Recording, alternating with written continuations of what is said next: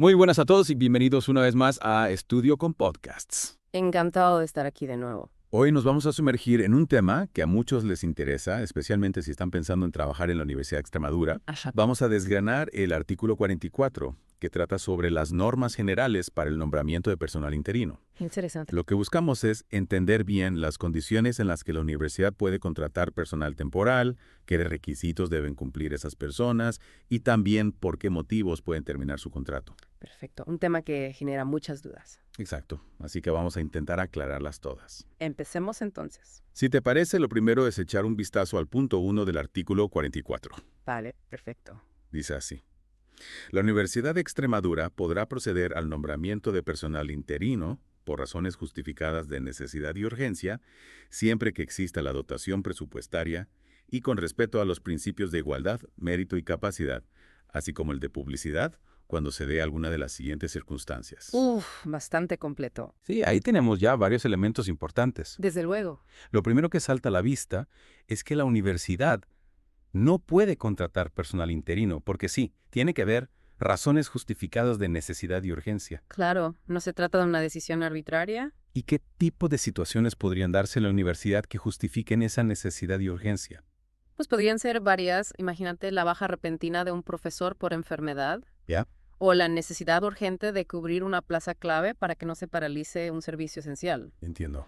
O incluso la puesta en marcha de un proyecto nuevo que requiera personal adicional de forma rápida. Claro, situaciones en las que no se puede esperar a los procesos de selección habituales. Exactamente. Y luego se menciona la dotación presupuestaria. Claro. Eso supongo que es bastante obvio, ¿no? Sí, la universidad tiene que tener dinero para poder pagar a ese personal interino. O sea, que aunque exista una necesidad real y urgente, si no hay dinero, no se puede contratar a nadie. Así es, la disponibilidad presupuestaria es fundamental. También se habla de los principios de igualdad, mérito y capacidad. Principios básicos en cualquier proceso de selección en el sector público.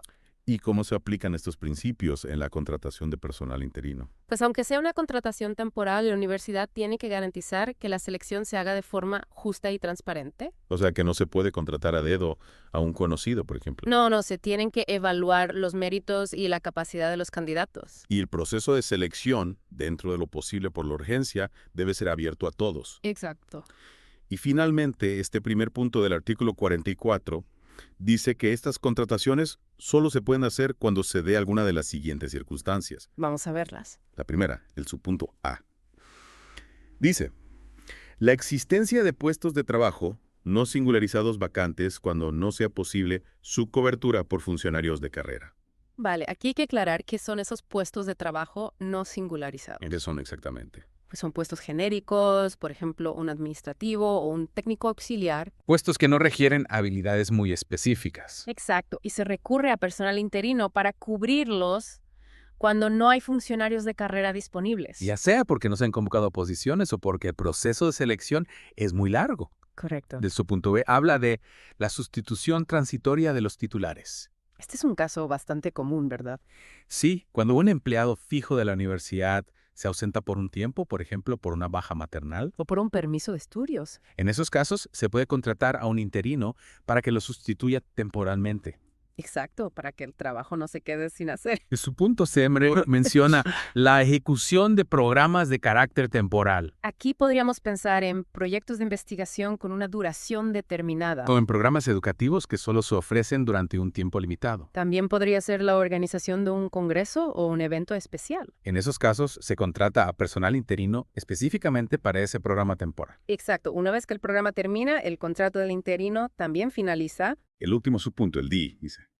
El exceso o acumulación de tareas por plazo máximo de 6 meses, dentro de un periodo de 12 meses. Esto se refiere a un aumento puntual del trabajo. Por ejemplo, en épocas de matrícula o de exámenes. En esos casos, se puede contratar a personal interino para ayudar con esa sobrecarga de trabajo. Pero solo por un máximo de 6 meses dentro de un año. Es una medida temporal para situaciones excepcionales. Y con eso terminamos el análisis del punto 1. Un punto bastante completo, la verdad. Sí, pero ahora toca el punto 2, que dice, El personal interino deberá reunir los requisitos generales de titulación y las demás condiciones exigidas para participar en las pruebas de acceso a la correspondiente escala como funcionarios de carrera, así como los específicos que se exijan para desempeñar el puesto de trabajo correspondiente, y en tanto lo ocupen, sus relaciones serán de naturaleza administrativa. Aquí se define el perfil que debe tener el personal interino. O sea, ¿qué estudios o experiencia deben tener? Exacto, y lo primero que se dice es que deben tener la misma titulación que se exige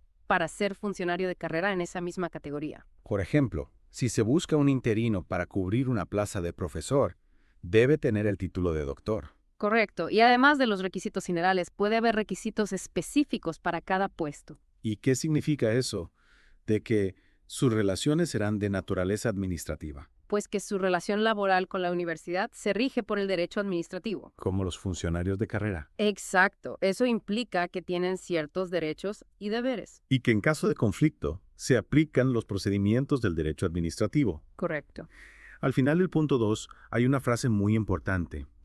No obstante, su nombramiento no le otorgará derecho preferente alguno de ingreso en la administración pública. Esto es para que quede claro que ser interino no te da ninguna ventaja para convertirte en funcionario de carrera. O sea que no sirve como experiencia previa para suposiciones. No, el acceso a la función pública se basa en los principios de igualdad, mérito y capacidad. Y se accede a través de los procesos de selección establecidos. Exactamente. Pasemos ahora al punto 3, que trata sobre las causas por las que puede cesar el personal interino. Un punto importante, sin duda. Dice, el personal funcionario interino cesará por las siguientes causas, y luego enumera 4 subpuntos. Vamos a verlos uno por uno. En su punto A, dice, las establecidas en el Estatuto Básico del Empleado Público para pérdida de la condición de funcionario de carrera. Esto significa que si un funcionario de carrera puede ser despedido por una falta grave. Un interino también puede serlo por la misma causa. Exacto, por ejemplo, por una condena penal que lo inhabilite para trabajar en la administración pública. El subpunto B dice,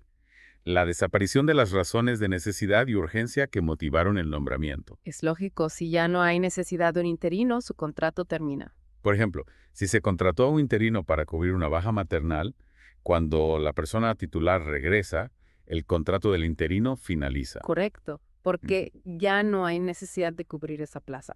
El subpunto C habla de la reestructuración o amortización del puesto de trabajo. Esto puede pasar cuando se reorganiza la universidad o se elimina un puesto de trabajo. Y si el interino ocupaba esa plaza, su contrato termina. Exacto, la amortización del puesto es algo que no se hace a la ligera. Claro, tiene que estar bien justificado. Desde El subpunto D menciona el incumplimiento sobrevenido de los requisitos exigidos para su nombramiento. Aquí se refiere a situaciones en las que el interino deja de cumplir algún requisito después de ser contratado. Por ejemplo, si pierde la colegiación profesional que era obligatoria para el puesto. En ese caso, su contrato podría ser rescindido. Interesante. Sí, porque ya no cumple con los requisitos mínimos. Y ahora pasamos al punto 4 que dice, además, en función de la circunstancia que haya motivado el nombramiento, el cese del personal funcionario interino también se produce por alguna de las siguientes causas. O sea que hay más motivos de cese, pero que dependen de la razón inicial por la que se contrató el interino. El subpunto AA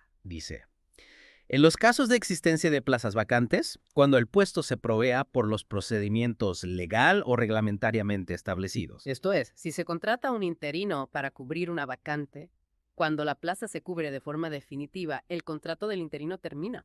Claro, porque ya hay un funcionario de carrera ocupando esa plaza. El subpunto B se refiere a la sustitución transitoria, como ya vimos en el punto 1. Cuando la persona titular regresa, el interino cesa. Exacto. El subpunto C trata de la sustitución de jornada. Cuando el titular de la plaza vuelve a trabajar a jornada completa, el interino ya no es necesario. Correcto. El subpunto D se refiere a la ejecución de programas temporales. Cuando el programa termina el contrato del interino también. O si se completan las tareas para las que fue contratado, aunque el programa siga en marcha. Exacto. Y el último subpunto, el E, habla del exceso o acumulación de tareas. Cuando termina el plazo para el que se contrató al interino, su contrato finaliza. O si se le dé una prórroga al terminar la prórroga. Y ya solo nos queda el último punto, el punto 5. A ver qué dice. El cese del personal funcionario interino no da lugar a indemnización, sin perjuicio de la compensación económica, correspondiente por la parte de las vacaciones no disfrutada al momento del cese. Al personal funcionario interino le es aplicable, en cuanto sea adecuado a la naturaleza de su condición, el régimen general de las personas funcionarias de carrera. Dos aspectos importantes aquí. El primero es que en principio los interinos no tienen derecho a indemnización cuando termina su contrato. Salvo por las vacaciones no disfrutadas. Exacto. Esas sí se pagan. Y el segundo aspecto es que a los interinos se les aplica la normativa general de los funcionarios de carrera siempre que sea compatible con su condición de personal temporal. O sea que tienen algunos de los mismos derechos y deberes. Correcto. Bueno, pues con esto hemos terminado el análisis del artículo 44. Un artículo denso, pero muy importante para entender la contratación de personal interino en la Universidad de Extremadura. Sin duda, hemos visto las condiciones, los requisitos y las causas de cese. Una información muy útil para cualquier persona que esté pensando en trabajar en la universidad. Más adelante estudiaremos más en profundidad cada artículo. Suscríbete a Estudio con Podcast para no perderlo.